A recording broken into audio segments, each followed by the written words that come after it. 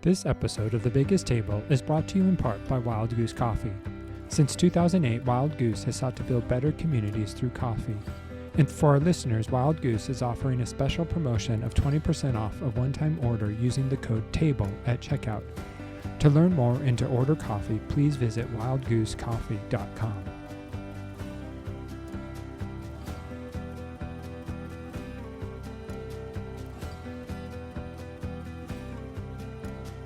Hello, and welcome to another episode of The Biggest Table. I am your host, Andrew Camp, and in this podcast, we explore the table, food, eating, and hospitality as an arena for experiencing God's love and our love for one another. And today, I'm joined by Naeem Fazal. Naeem is the founding and lead pastor of Mosaic Church in Charlotte, North Carolina. He is a Pakistani, born and raised as a Muslim in Kuwait. He came to the United States shortly after the Gulf War and had a supernatural experience with Christ that changed the course of his life. He was ordained at Seacoast Church in Charleston and is the author of Ex-Muslim. His latest book, Tomorrow Needs You, was recently released by InterVarsity Press. Naeem and his wife Ashley have 2 children and 2 cats. So thanks for joining me today, Naeem. It's great to have you as a guest on this podcast. Thank you for having me, Andrew. I'm looking forward to this conversation. Yeah, so like your bio says, you're a Pakistani, but born and raised in Kuwait. Your family is Muslim. Give us a glimpse into your childhood. Like that feels unique and probably has shaped who you are and how you approach the world in many ways. Yeah, it has been. You know, in one sense, it's been very cool, but in the other sense, it's been always a sense of being a stranger in a strange land. Like, so I was born in Kuwait, which is, not the country my parents were born in. So they migrated to Kuwait. So they're Pakistanis. And when they migrated to Kuwait, you don't become a Kuwaiti citizen because they don't give out citizenships, they just don't. And, I was raised in a country that never gave me citizenship. So never kind of made me its own, So I always felt like a stranger. I was an immigrant. And then, when I was 18 years old or so, after going through a war in Kuwait, I came to the States. And then, I again kind of feel like a stranger in a strange land. And even though I've been in the States for a long time now, it's not my place. It's not necessarily the country I was born into, Right. And so, I feel like I've been an immigrant my whole life. I can imagine. So. Yeah. No, I remember I worked overseas and worked with missionary kids, and there was the phrase third culture kids because, they were neither American nor were they the country they lived in, but sort of an amalgamation of cultures, and for you, it's like you're almost like a fourth culture, like you have, how many cultures working to sort of figure out who you are. Yeah, and it's what added to that is that the schooling that I received in Kuwait was actually Indian. Okay. So wow. My mom, So they put me in an Indian school from the beginning. So I never went to a Pakistani school until I went for 2 years later on because I didn't even know this. I had learning disability and I mean, I got to a point at a certain like I started failing 5th grade. Like I could not get into middle school, and finally went to a Pakistani school. So that was the first time I went to a Pakistani school, and just for a couple of years. And it was nuts. But so growing up in Kuwait, surrounded by Indians, home is obviously Pakistani. Yeah. And then the culture is all Arab. So it was fun. It was fun. And then so what role does food and hospitality play in like the Muslim culture, and how has that sort of then informed you as you've now become a Jesus follower? Yeah, man, it's huge. It's huge. Again, one of the similarities, or one of the things that kind of connects my heritage in one sense as a Pakistani to Kuwait is because we are the religion that they follow is the Abrahamic religion. So you've got Jews, Christians, and Arabs following this Abraham. Abraham is the father, in a sense. And so hospitality was a huge thing, especially if you read the old text in the Old Testament about Abraham. That hospitality always played a huge part of the faith. And so, growing up as a Muslim, because that's what I did, I grew up as a Muslim. Yeah, hospitality was one of those things that if you weren't hospitable, you were sinning. I mean, that was a Mm. very, very apparent sin that if you were not hospitable to your to strangers, if you weren't, it showed a lot about your faith, the way how hospitable you were. The more hospitable you were, the more Muslim committed to Islam you were in a strange way.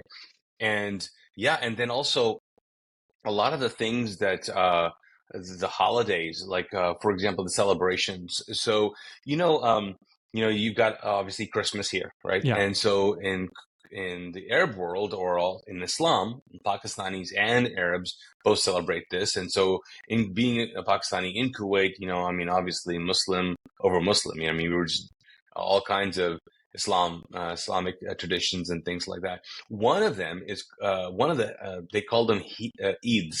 And Mm. Eids is like, I would say, like a Christmas. So one of the Eids is actually that happens after Ramadan. But the Eid that I want to talk about is this idea. You remember the story of Abraham? Abraham, felt like God was calling him to sacrifice his one and only son, Yeah. Isaac, and the story in the scriptures is like, and God provided a lamb, right? And in the Arab world, that's why they sacrifice a lamb. So Mm. in Eid, they will sacrifice a lamb, and they're signifying that, in fact, that story Wow. of how God provided a lamb. So it's similar, and then you all eat together. And Yeah. what happens there is like, where Christmas seems to be a little bit more of like family, Hmm. and just your family. Eid, and especially sacrificing, a lamb is what you bring it to you bring the community together. It's not just family. Wow. It's like neighborhoods or pockets of neighborhoods get together. The more people you can get together. Mm. Also in Ramadan, breaking a fast Yeah. again was like not just the family breaks the fast. No, neighbors come, and it's a whole day. So imagine a whole country for a whole month, always throwing a party every day. Like, Wow. I Yeah. mean, so you could, so hospitality and this idea of kingship and fellowship even Yeah. is a huge thing in the Muslim culture. Yeah, so.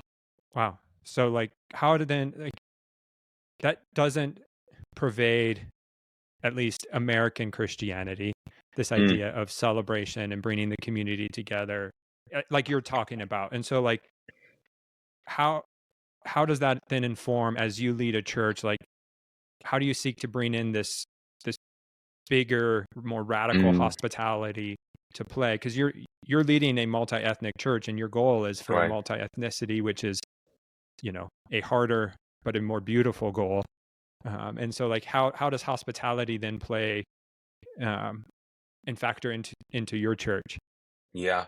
Well, at Mosaic, like our mission statement, is to reclaim the message and the movement of Jesus. And Mm. so what we're trying to do is see, okay, what does it mean to take back some of the things, like some of the messaging and and what the church is supposed to look like. Like, what does Jesus really say? What do the scriptures really say? What does it look what does our faith look like? And then what is the church supposed to look like?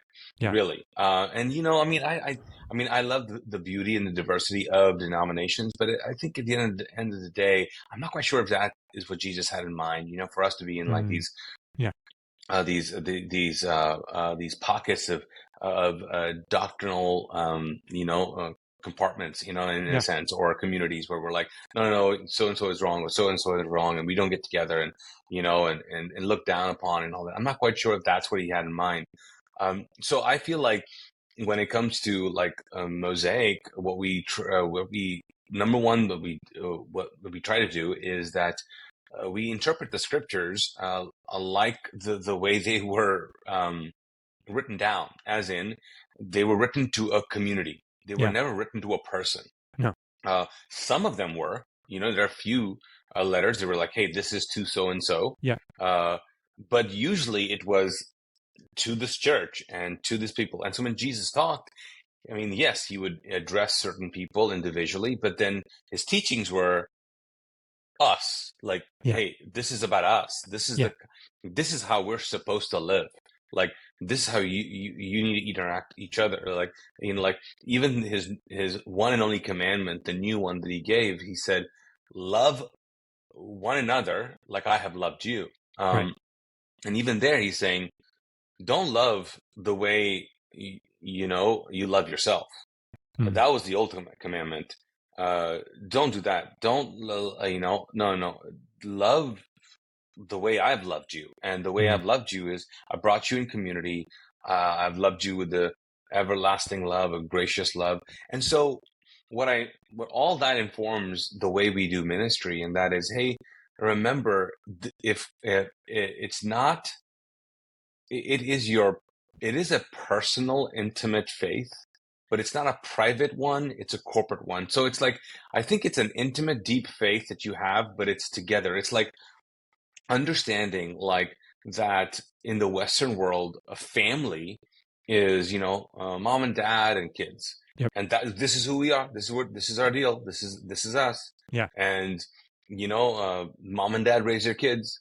Well, in the Eastern culture, it's a village mentality. It's like, so for example, my name, Naeem, was not really like my mom and dad didn't name me. And I have two brothers, two sisters, and none of them were named by my mom and dad. Huh. It was by my uncle. They give the honor to someone else. Wow. Just the craziest thing, Yeah. right? Yeah. You would never think like, no, we raised this kid. I mean, I'm naming my kid. Right. That's not how it works there.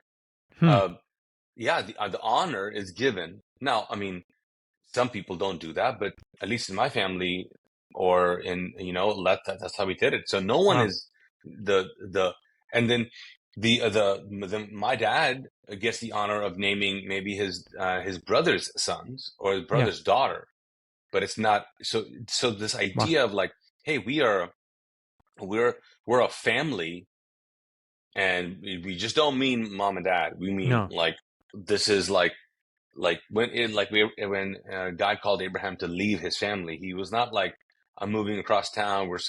He was leaving his whole clan. He was going to start a new thing. It was a big ask for God to do that. So when you have that idea, when, and you incorporate that in a church, I mean, even this past weekend, I talked about how we are becoming a village.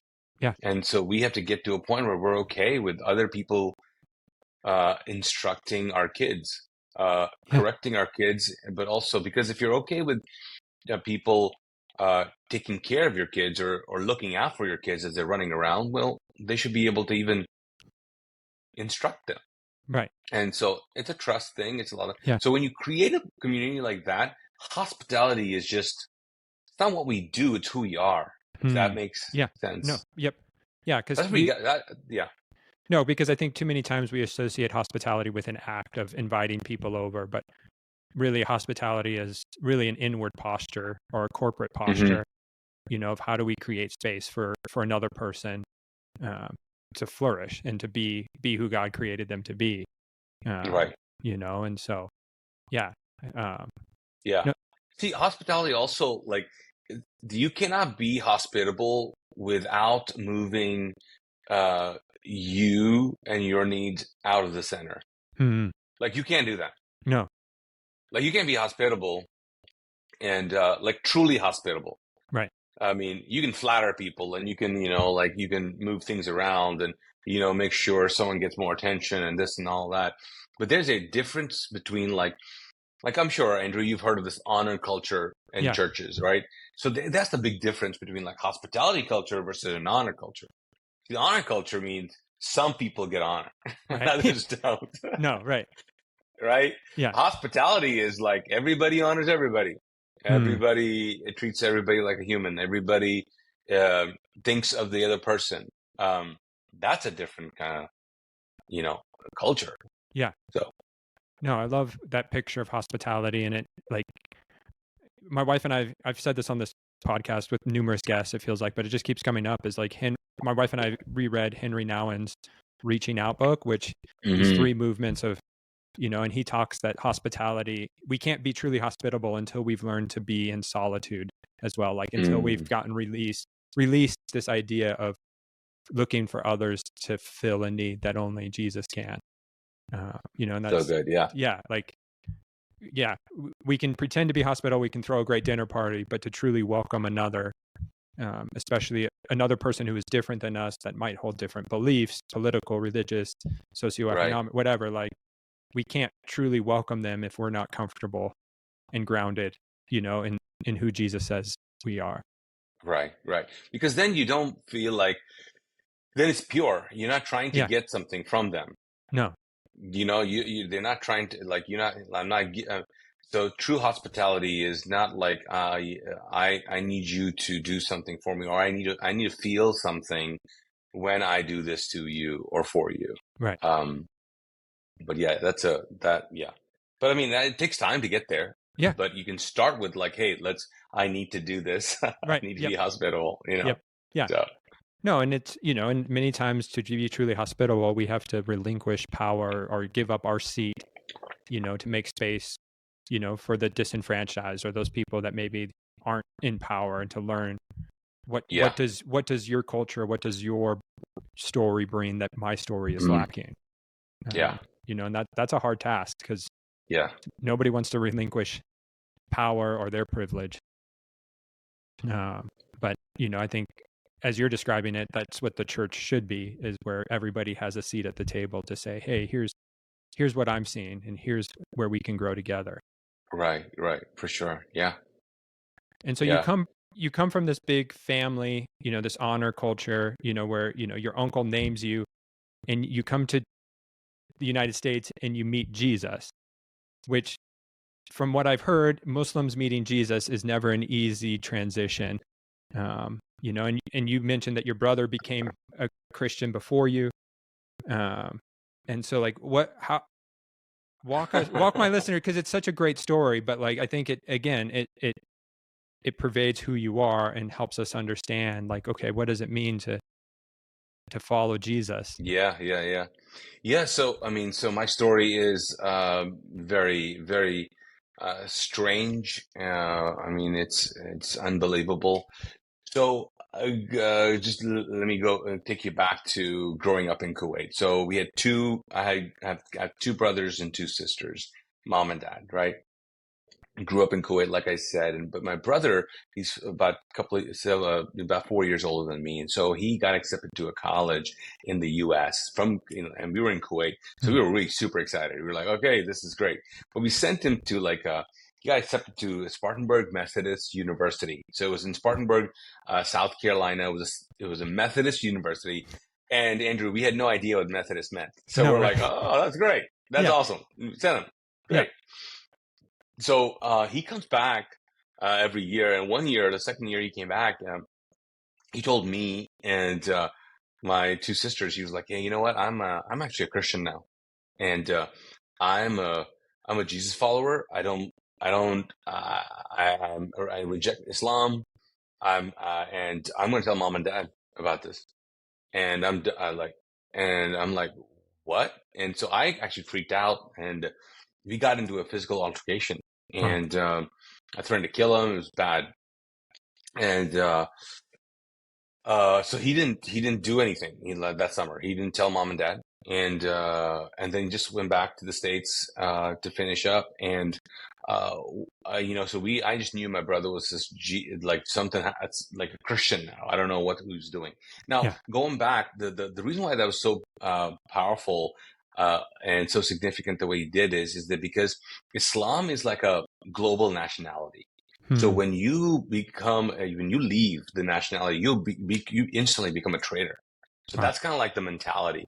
And that's why some of these countries have laws that can punish a traitor. So, Sharia law says that if a Muslim who's born and raised Muslim rejects Islam, he's rejecting Prophet Muhammad, which means he's saying something wrong about Prophet Muhammad, and that means he's punishable by death or imprisonment.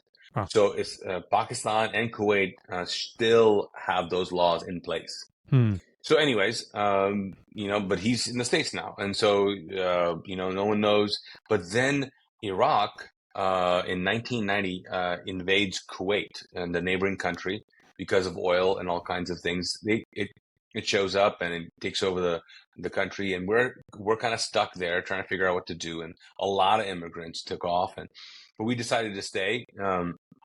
And we stayed there throughout the Gulf War. Kind of crazy story. So my first book, Ex-Muslim, I kind of chronicle all of my stories and my siblings, but also the stories of the war and things like that. But in 1992, so 2 years afterwards, I got a chance to come to the U.S. My dad was like, "Hey, listen, you haven't graduated from high school. What do you want to do? You want to start working? I can get you a tourist visa to go visit your brother." And even there, I mean, they wouldn't give me a tourist visa back then. There, they would give the family, but not just me, because they're like, this guy's gonna just stay there, right, illegally. And which was honestly, I mean, my dad just put me on a plane. He's like, "Okay, don't ever come back." Wow. I mean, that's what he said. He said, "Don't come back." Okay. And I was like, "What?" Like, okay. So I show up to the States, no idea of this culture. Except what I've seen on TV. I had a thick English accent, like thick Pakistani English accent. Yep. So I came here, and my brother was like, he introduced me to some of his friends, and they invited me to FCA, Fellowship of Christian Athletes. And so, like, the first week, I mean, I was going to FCA, and I was like, okay, what's going on? And that's where I heard about the gospel, heard about Jesus. And especially the message of, like, Jesus is so personal and so pursuing you that he'll reveal himself to you if you ask him. And I'm like, I never heard that before. And then also, I didn't really believe any of this. No. I was like, nah, this is just BS, man. And he was like, and my brother was so convinced. He was like, just ask him. He'll reveal himself. And I'm like, this is not how it works. And so 3 weeks into it, into being in the States, I was trying to figure out what to do. And I just was like, you know what? One meeting at FCA, I just kind of said to myself, I was like, you know what? If this is even half true, I want to know. Yeah. Didn't think anything of it. A couple of nights later, about 3 nights later or so, I'm in my room trying to fall asleep, and something just crazy happens. So all of a sudden, I feel like the room is kind of weird, strange. My heart starts racing, and I'm like, because I was about to fall asleep, but I didn't. I mean, I wasn't asleep, so I was like, I was going to shut off the lamp and light, and something grabs me, man, all of a sudden, and pins me to my pillow, and I'm like, and I'm like, I'm in a dream. Yeah, that's what I'm thinking, and then something sits on my legs. I mean, I'm trying to wrestle out of this, but I can't. I'm paralyzed. The only thing I can move is my neck. I'm looking around. I start yelling. I realize I can't hear myself. I'm like, what's going on? And my brother's in the other room, and I'm freaking out. And I feel like, man, evil and death is in the room. And so finally the door opens up, and in walks this thing. And, growing up in Islam, we didn't really talk about, like, demons and angels or anything like that. And so this thing looks like a huge gargoyle, like walking up towards me and just starts communicating. He's like, I'm going to kill you. You're going to die tonight. And I'm like, okay, yeah. Wow. And I'm just so shocked. And this thing gets closer and closer, and I think it's going to be over. I'm like, I don't know what's going to happen. And this thing, whatever this thing was, disappears. And then whatever was holding me, lets go. And I'm just, like, stunned in my bed. Yeah. And I'm like, what just happened? And I run out of the room, wake up my brother, and I was like, what'd you do? Like, what is this? Yeah. And so I tell him what happens, and he was like, oh man. And he's like, as I'm telling him, he's like smiling. I'm like, what are you doing? Like, you're a psychopath. Like, why are you smiling? And he was like, this stuff is true, man. And I was like, what do you mean true? And he says, it's in the Bible. And I'm like, what do you mean what's in the Bible?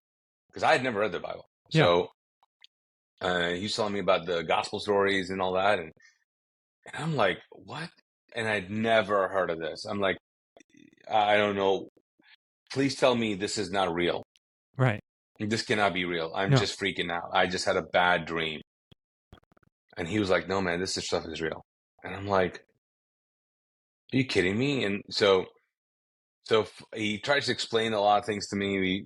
For an hour or so, we're talking about God and Jesus and all that. And then I just finally was like, I'm like, listen, man, I need help. I don't know what to do.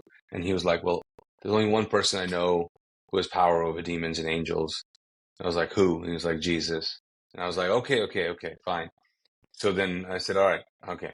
And so, I pray, I say, hey, Jesus, I don't know who you are. So I can't say who you are, the Lord of my life.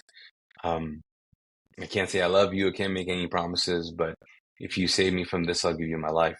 Hmm. And then my brother asked me to repeat him, he kind of takes me through the Romans road, Yeah. saying, he takes me through the prayer of salvation kind of thing. And and then, amen. And he was like, all right, man, I'll see you in the morning. And I'm like, so freaked out, I'm like, okay, well, I'm just like spooning you, what I'm saying? I'm like, I'm Yeah. not leaving. I'm not going back in that room.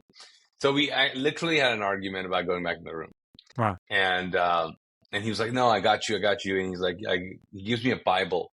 The first Bible, he gave me, and it was smaller than an iPhone.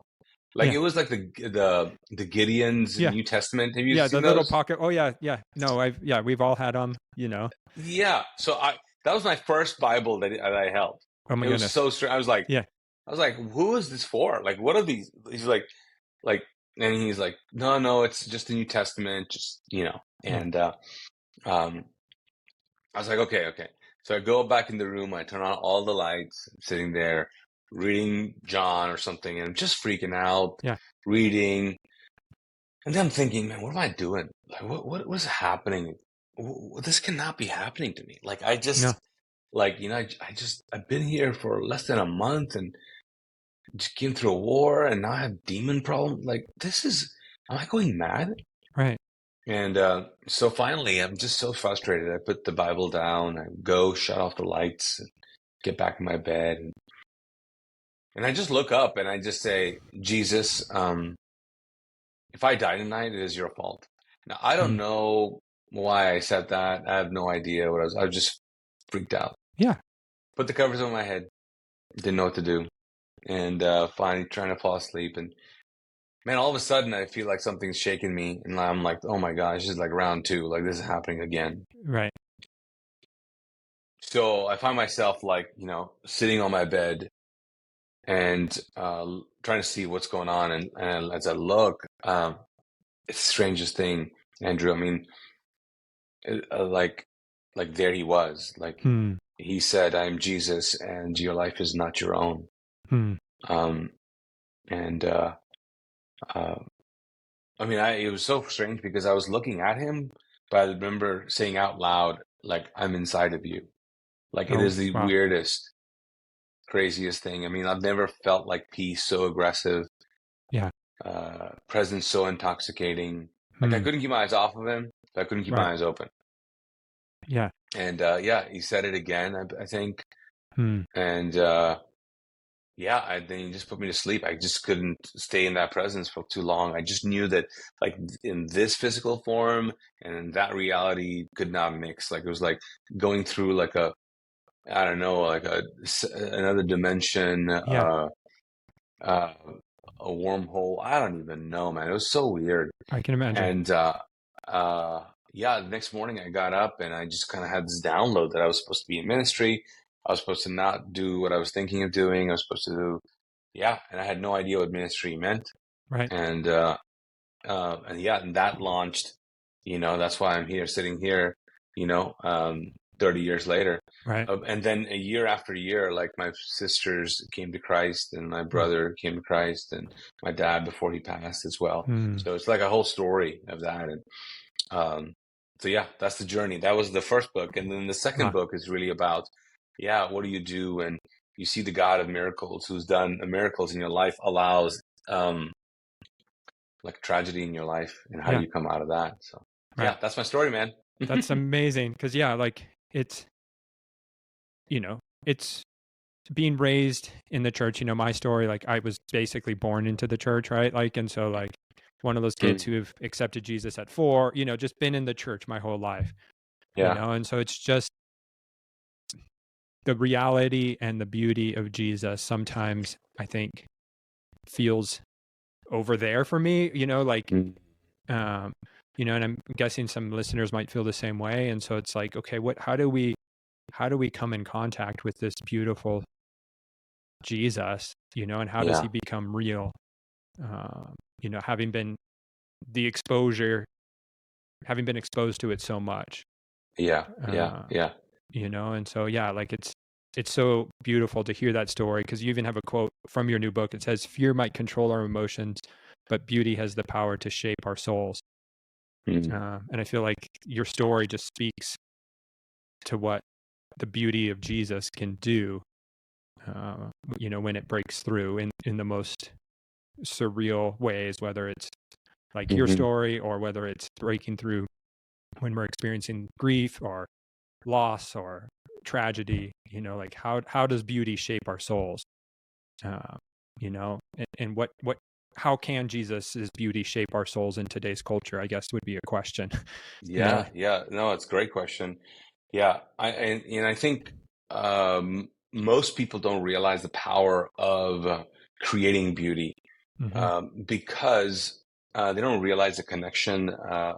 Now, what's a spiritual connection to it? So, when we think of people who've gone through traumatic experiences, and if they're going and become learning to become human again, they're learning to um, detox from, emotional, abuse of any kind.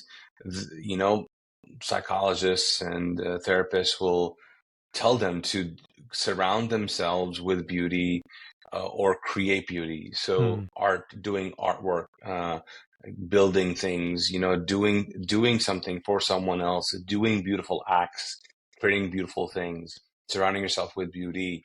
All of those things actually heal our hearts and heal our Yeah. souls, and reframe us and realign us to who we were, and return us to who we were.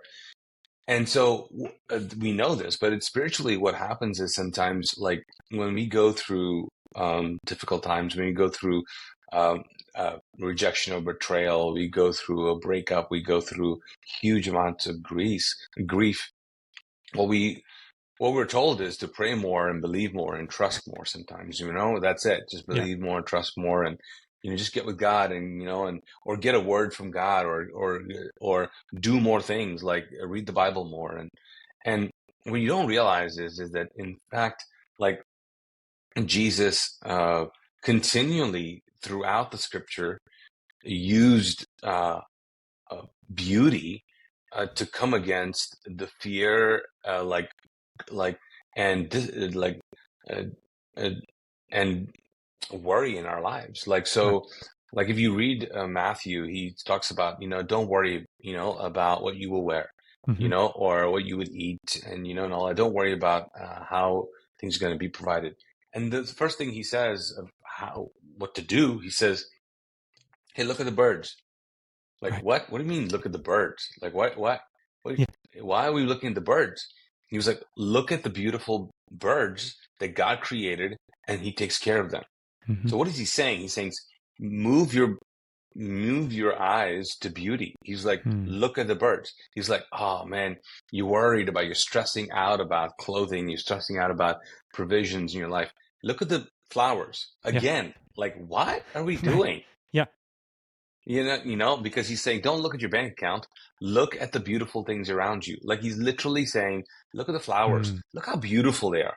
Again, he's saying beauty. He says, and then he points them to the beautiful relationship the flowers and the birds have with God. He says Yeah. he provides for them. That's a beautiful relationship, right? Yeah. Because they don't do this, they don't do anything, but yet he provides. And then he says, and aren't you worthy? Aren't you worth more than them? Like, don't you think God cares about you even more? Mm. So again, he says, points them to the beautiful relationship that God has, or a beautiful love that God has for us. Continually, he does that. Right. And I think there's like a loss. So that's why I talk about in the book. I'm like, the most fearful things in our life are only dismantled by the beautiful things in our life. And when we choose to create beauty, we conquer fear and anxiety in our lives. Like even and here's why if the biggest thing people I want people to know, like, God has always told us, like, hey, when you're going through the worst of times, I need you to create, I need you to build, I need you to do some, I need you, don't dwindle away, don't just wait around. Like, so the Jewish people went through, exile in Babylon. You know the story, right? Yep. And do you know Jeremiah 29:11 is a famous, right? Yeah. For I know It's the like, plans I have for you, right? Yep. correct. Yeah. And we love that one. We like, Right. yes. So, and you know what happens is we think of that as a faith thing. And he says, hey, so if you have some issues in your life, if you're going through some stuff in your life, if you're in a season that you don't love, just have this hope. Just know this. Just believe this, claim this verse, all that. Okay, well, you can't claim the verse if you don't read the chapter Right. that it came out of. Yeah. Like, it's the last thing he said. It's not the first thing. No. The first thing he said is, here's what I want you to do. I allowed this to happen, and here's what I want you to do. I want you to build homes, plant gardens. I want you to eat their fruit. I want you to marry. I need you to find, don't dwindle away. I want you to have grandchildren. I want you, like, he starts telling them to have these long range plans and says, I want you to start building, start praying for the prosperity of the place you've been, for its welfare determines yours. I want you to do all this. Also, don't listen to the prophets who are telling you it's not going to be, just wait, God will come, God will come. Don't listen to them. You know why? Because I'm not going to come for about 70 years. Yeah. Right. I mean, what? Yeah. I'm not coming. I'm not coming for 70 years. But then after 70 years, guess what? I'll come and get you out. And you know why? Because I know the plans I have for you, Right. says the Lord. Yeah. Plans to give you a hope in the future. So what is he saying? He's saying, listen, like, when you're going through some stuff, you have to create beautiful things around you, or because you're wired up that way. And if that passage scripture was not enough, the first book in the Genesis, the first book of the scriptures says it. Yeah.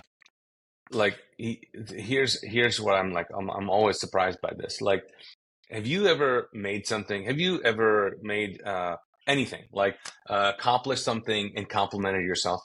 Like, Andrew, have you? Yeah. Oh, like, yeah. Like, that when was I great. cook, when I make a great dish, it's like, yeah, like I love to cook. I used to be a professional chef. So, like, when I create a Yes. dish that is like, hits those notes, you're like, yep, I'm done. I don't need, Yeah.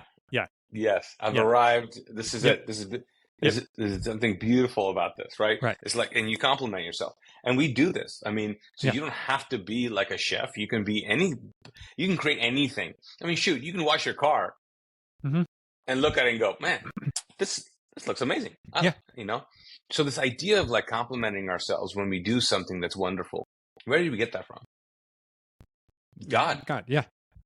Yeah. Like, so if you read Genesis, okay, and I mean, maybe I'm taking some liberty on this, but I mean, God creates something the first day, and then he stops and goes, oh, that's good. Yeah. Then he keeps on going. Next day, oh, that's good. Right. Oh, that's good. Yeah. I mean, literally, God's complimenting himself. Like, Right. and then the last day, he looks at everything, looks at what he made us, and then he says, "This is really good." Like, Right. he's like, "I'm amazing. Yeah. This is amazing. I'm amazing, guys." Like, he literally does that. And so when we create, we act like the one who created us. We act like our Heavenly Father when we create things. Yeah. Beautiful things, because it heals us. Because and here's the thing. Here's why I say beautiful things, is because you can't create something beautiful without loving it. Like, the only reason it's beautiful because you love it. It's not beautiful because it's attractive. No. It's beautiful because you made it. So when you make something out of love, when you allow God's love in you, when you allow it to shape you and lead you, it number one casts out fear Right. because faith does not, love does. Yeah. Love casts out fear because now you're allowing love to lead your life. And when you allow love to lead your life, it cannot help but create beautiful things, Yeah. beautiful relationships, beautiful communities, beautiful purpose, vision, beautiful acts. It can't help it. Right. And so that's what I'm hoping is, in this book, is for people to move out of their fears and betrayal and abuse, not by believing more, but No. creating more beautiful things in their lives. So, I love that because yeah, like how do we move from fear and anxiety towards beauty? Feels like a hard task, but it has the power to heal. Like I know when I feel overwhelmed, like or here I'll share this one story because it might, when I was a chef at a restaurant, I was sous chef, so I was second in charge, and there was one yeah. day where everything was going wrong. Like, it was just one of those days where you're fixing problem after problem. And I remember having this thought to myself, like, I either need to start drinking or I need to create a dish. Like, thankfully, like I chose to create, but Yeah. like taking that moment, and we had a small group coming in that needed a little bite of food, right? So it gave me an opportunity to figure something out. But figuring out looking in the fridge, and granted I had access to more things than a normal fridge, but looking around and figuring out what could I create hmm gave me a chance to reset my soul, in Oh just a yeah. very small way, you know, Yeah. um, and it's not dealing with grief. It was just one of those, breath moments almost. Yeah. I mean, and people don't realize how much that's so important. And it's not just important, it's necessary because Yeah. we were created that way. Yeah. When people, that's why people sit and sit and look at art Right. and allow their souls to just feel everything, Yeah. you know? Why? Because there's something about that. There's Mm. something about, that's why David, he's like, when I look at the moons and the stars, I just start feeling, what am I Yeah. that you're mindful of me? Mhm. Like, what are we? Like, Right. that why we're so insignificant, yet you care for us, you Yeah. know? Like, so why? He's again seeing it something so, um, awe-inspiring Right. that he goes, "Ah, yeah, it's gonna be okay. It's gonna be Right. okay," Yeah. you know? Um, and so, yeah, I hope people do that more and more. Andrew, I mean, I was just talking to a buddy just yesterday, and he was talking about his coworker that he was gonna have lunch with this week, Hmm. and the guy took his life. Mm. And and my book, Tomorrow Needs You, the reason why the title is what it is because my dad tried to commit suicide Wow. and was not successful. Mm. And the conversation we had afterwards, after that incident, he told me, he was, because I was asking him, I was like, Dad, what's going on? And he was like, no one needs me. Mm. You don't need me. I'm useless. And I was like, what do you mean I don't need you? I was like, Dad, I need you. Like, we need you. Your grandkids need you. And Yeah. he was just not able to see it. He Mm. wasn't, and that's what happens, man. The first thing that happens with despair and discouragement, uh, discouragement starts off where you criticize the beautiful things, but then despair is when you just can't even, you're blind to them. You Right. just can't see it. You can't Hmm. see anything beautiful. No. And he could not Mm. see anything beautiful around. And then it's a lie. The lie is then, okay, well, no one needs you. You're Right. useless. You don't matter. Yeah. You're washed up. You made too many mistakes. You're done. Mm. You're not lovable. You're not successful. You're not gonna make it. And then people just go, you know what? Yeah, you're right. Tomorrow doesn't. No one needs me. Right. So I'm hoping, man. I'm praying that people would go, hey, listen. The first thing you got to do is look at the beautiful things around you and then start to create beautiful things, Hmm. because that's going to give you the power. That really is, um, you know, um, so yeah. And I think I'd be curious because, Jesus, in the moments where people are despairing, he sometimes uses the table as a means to reorient them towards beauty, whether it's Zacchaeus or the Hmm. disciples to Emmaus.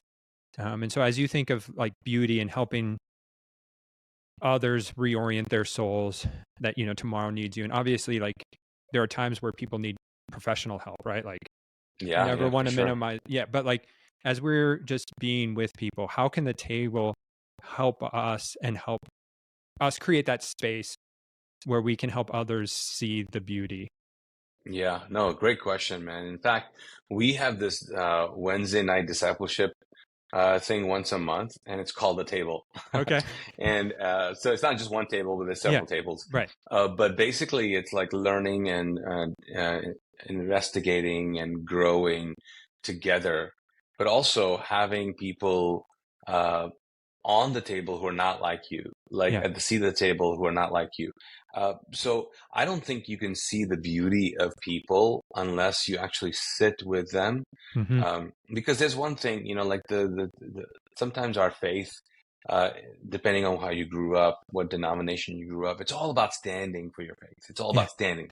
Yeah. We're standing against this, and we're standing for this, and we're Yep. standing against that, and I'm like, in the Mosaic, we talked about, we don't stand on issues, we sit with people. Hmm. Yeah. And so what that means is that it's not like we don't have any stance on issues. It's just that we first sit with people. And Right. when you sit with people, you kind of go, okay, I see the humanity behind this choice of yours. Right. So like, could you imagine if we were like, hey, politically, hey, can we just sit? Right. Can we just sit and talk? Yeah. Like, your politics is one part of you, not your Yeah. whole part No. of you. Mm-mm. So, and on either sides, like, so yeah, I think you can't see the beauty, the beautiful uniqueness of people if you don't sit with them around a table. Mm-hmm. You're not going to hear beautiful stories. You No. can read about beautiful stories, but Yeah. you're not going to be really be transformed with by beautiful stories unless you sit with people. Mm-hmm. Um, it's the relationships in our life that really shape us. And so if you don't sit with anybody who's different from you, I mean, I don't know. Are you really growing? Like, Mm. Yeah. like, there are people in your life where you're like, man, you're the same person 20, 30 years ago. Yeah. Yeah, because you've never gotten out or sat with anyone else who was not like other than you, Right. Yeah. You sat with the same people, Right. you sit with the same crew, you eat with the same crew. You don't even know anybody, but Yeah. that's not in your culture, like a Right. subculture or your whatever. And I mean, it's not sad life, but it is in a sense. It's not really, you don't know what the rest of the world is. No. Yeah. So, No. And especially if we've cloistered and, just kept in our hmm. silos, we don't know what's available, and what, Yeah. Yeah. and even if it's not just politically, but just even spiritually, sitting with people from different denominations, like whether you're like, I remember sitting with, more charismatic people who wanted everybody baptized in the spirit and speaking in tongues. And like, it helped me reshape my view of what life in the spirit can be, because I sat with people versus just Right. judging the worst, whether that's, those, you know, pastors who take advantage of people, and Right. what, Yeah. Yeah. Yeah. Yeah. and so Yeah. like, it's just it's in that sitting, and you mentioned that it takes time. Like, it's not an easy one Yeah. time quick fix to see the It's beauty in not. others. And it's a very courageous thing to do and vulnerable thing to do is to sit and have a meal. Like Yeah. you'll notice, like certain people who don't want you to get close, they don't want to eat with you. Hmm. They don't want to eat with you. No. They'll do a coffee, but they don't Yeah. want to eat with you. Right.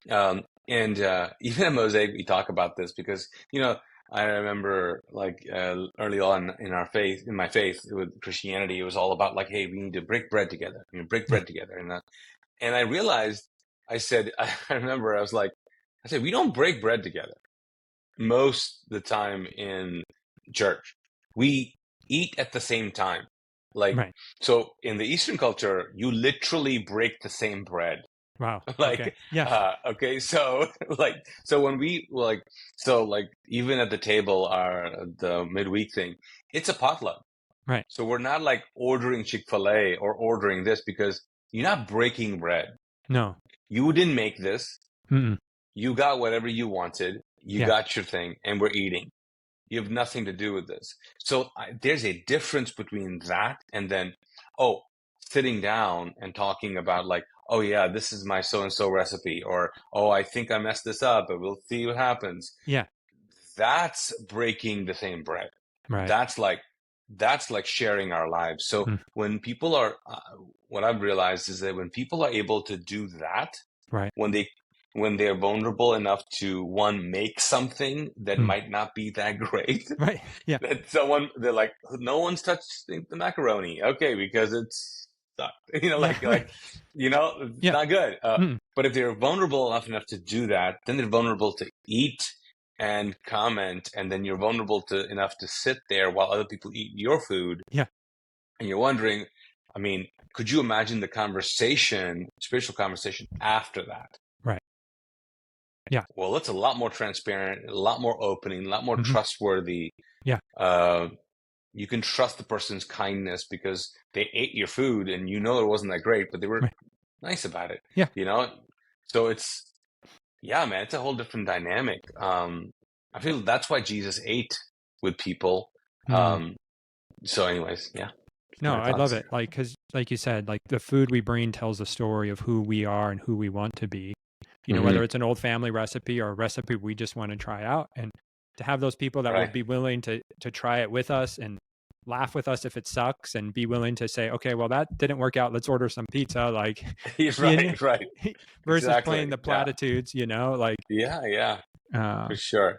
there's a Yes. difference there, and it is a beautiful thing when we can gather and share the It beauty is, of the man. table, and even work together to prepare the food together. Oh yeah.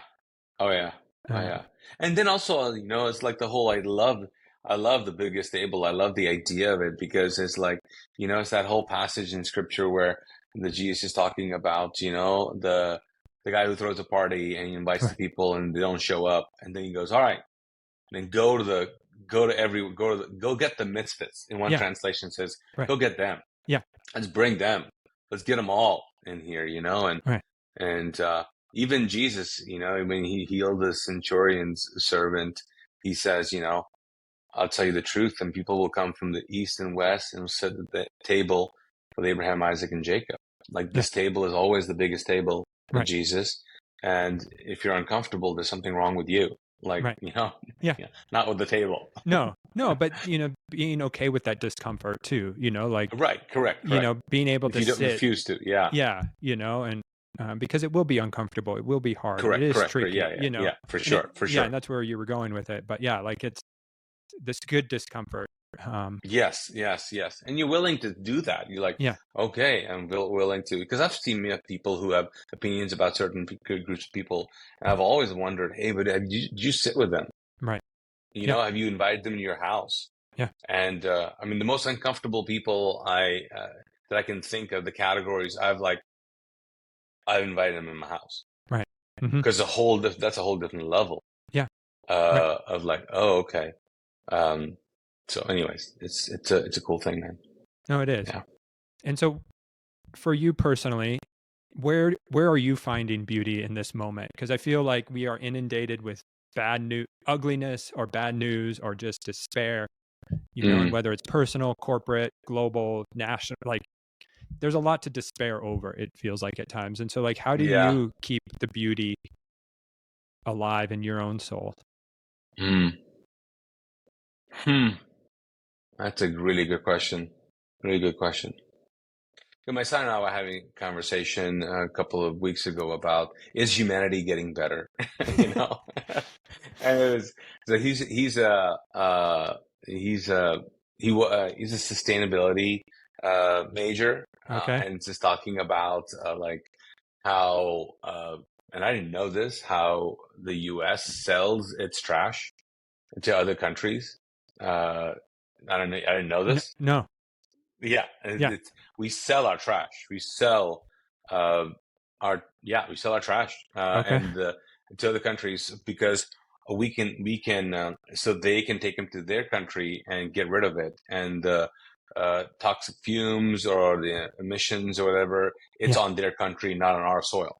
Oh gosh. So basically, we can claim, hey, we're pretty good in terms of, leaving this maybe a cleaner footprint. But it's only because we just ship it out of the country. They take care of it. But we're still part of the world, and we're still part of this one atmosphere. Yeah. Yep. So it's still coming back. You know what I'm saying? Yep. But it's so interesting, right? In terms of like, is humanity getting better? And I feel like, I mean, I was making the argument that we are getting better.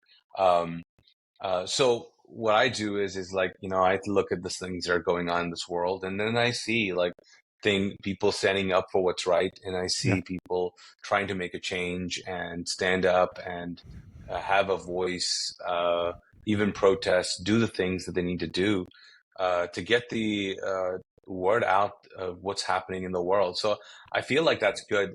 What's really overwhelming is that there's so much tragedy, there's so much loss in the middle of that. So I'll tell you how I do it. I mean, so this was a beautiful story. So look, I've been taking this book on tour kind of thing, and one of the things I talk about is breaking up with your past, and because our past sometimes, like in the first section in the book is called, Yesterday's Forgotten You.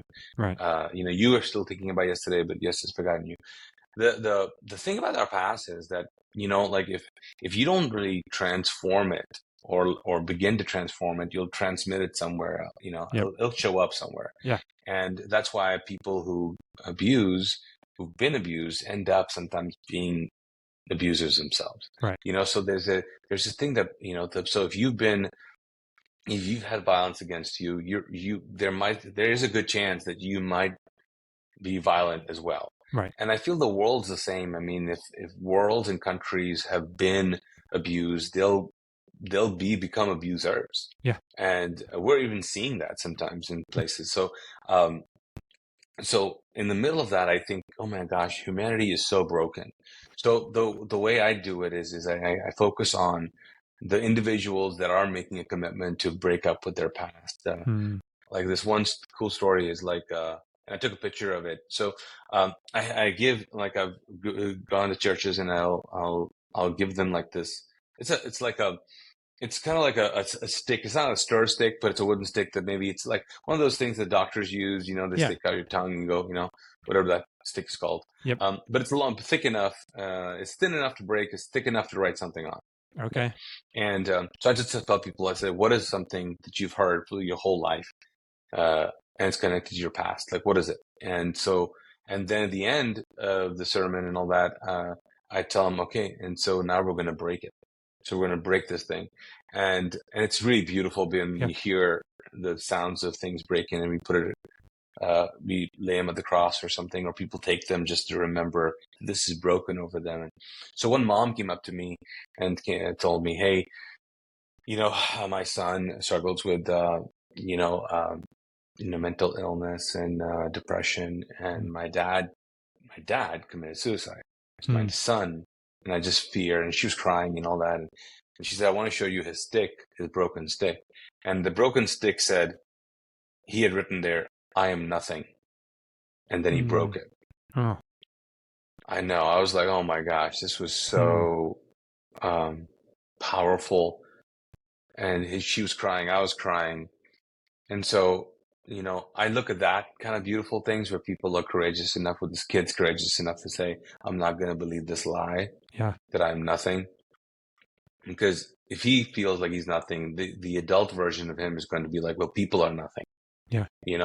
And no one, and so, so in the middle of that, I think like the world and the media always says, look at what's happening in the world. And I just got to dial it into like, but the people around me, the beautiful people around me, I can, I can live in those moments, because I'll go mad. Yeah.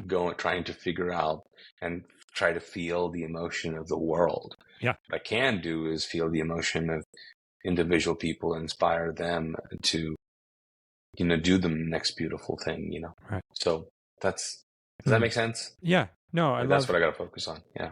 Yeah. And hearing those stories of transformation, seeing, that's again the beauty of ministry is you get to see the worst of people at times, but you also then get to Mm, see God break through yeah, and work miracles, um, yeah, in amazing ways. yeah, And so I appreciate it. And as we wrap up, these are some questions I ask all of my guests. The first one's heavier yeah. and then some fun ones. But what's the story you want the church to tell? Wow. What's the story I want the church to tell about? Just Hmm. whatever comes to your, free association. Hmm.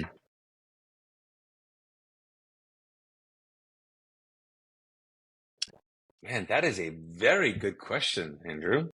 What is the story I want the church to tell? Man, you got me stumped here. Hmm.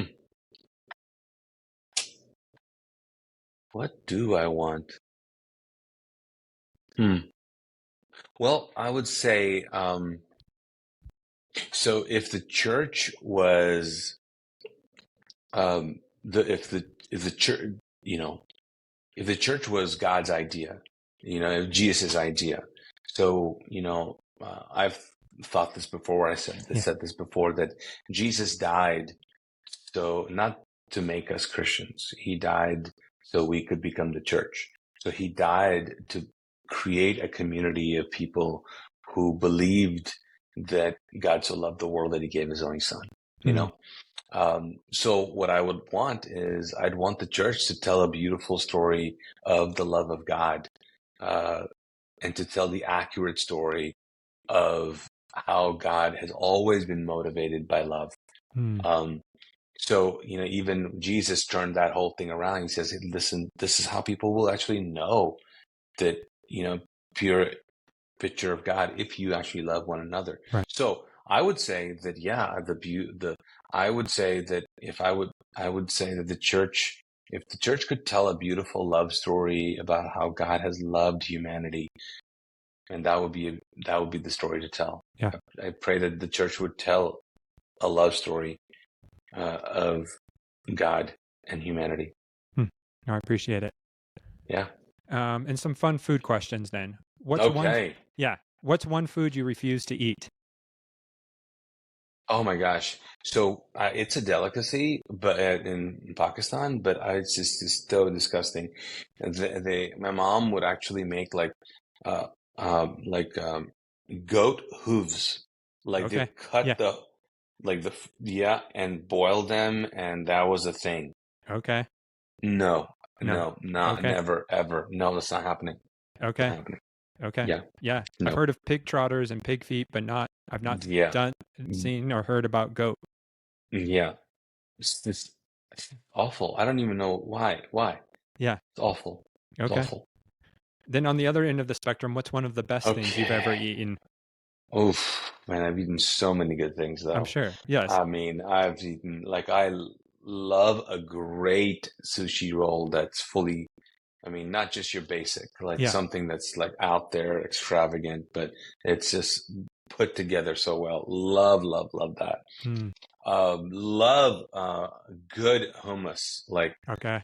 Yeah. just and then with the right meat, or with the right shawarma meat. Oh, Mm-hmm. it's delicious. Oh. So I got all kinds. I Yeah. also love, and I love like a street a Mexican street pork taco. Oh Oh my yeah. gosh, Yep. those are just Come on. delish. Or a fish taco. Yeah. Oh yeah. That is just beautiful. Okay. Um, yeah, that would be. I mean, yeah, pizza is pizza. I mean, love pizza, but I think those. Yeah. Yeah. Oh, ceviche. That would be. Okay. Yep. That's. You're Yeah. speaking. Yeah. There are some things, man. I'm now hungry and ready for. I know. I know. I'm Yeah. like, oh my gosh. Yeah. Yeah. That's great questions. And then finally, there's a conversation among chefs about last meals, as in if you knew you only had one more meal to enjoy, Oh, come what would it on. be? So what would be Come on that? on, Yeah. Andrew. Oh, last meal? Yeah. It's a fun question. It's interesting to hear what people associate.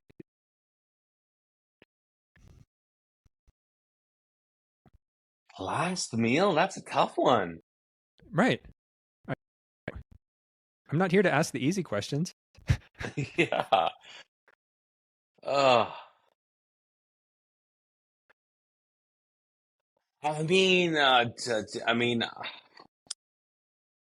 I would probably, yeah, I'd probably do some Arab, like I would do, I would do some like shawarma and Mm, hummus and pita bread, and yeah, I think I would probably do that. yeah. But you got me stumped though, because shoot, I mean, I love a good steak too. Right. So, but that's so, that's it's like okay, everybody's gonna do that, pick Yeah. that. But yeah, maybe that bit. No. I Yeah, appreciate it. Yeah. No. yeah. Awesome. Well, Naeem, I really appreciate this conversation. It's been really enjoyable, challenging, inspiring. If people want to learn more about you, your books, your work, where can they find you? Yeah, so yeah, the best place would be I guess online, Yeah. naeemfazal.org, but I'm on Instagram as well for sure. So Instagram, they can DM me. That's actually the quickest way to connect with me, Okay. actually. So on Facebook as well, and yeah, the book is available on Amazon or anywhere books are sold. Yep. Um, but yeah, that would be the place. I'm online. I Yeah. tell people sometimes, just Google me, you'll find me. Yep. It's easy enough. For sure. Not a lot of people have Naeem Fazal as their name, so it makes it easy. Yeah. Yeah. No, and we'll make sure to put those links in the show notes. But yeah, do pick up Naeem's new book, Tomorrow Needs You. It's inspiring. It's a great way, just yeah, to think through how do we deal with the hurt and the pain and trauma in our own lives. Mm. So if you've enjoyed this episode, please consider subscribing, leaving a review, or sharing it with others. Thanks for joining us on this episode of The Biggest Table, where we explore what it means to be transformed by God's love around the table and through food. Until next time, bye.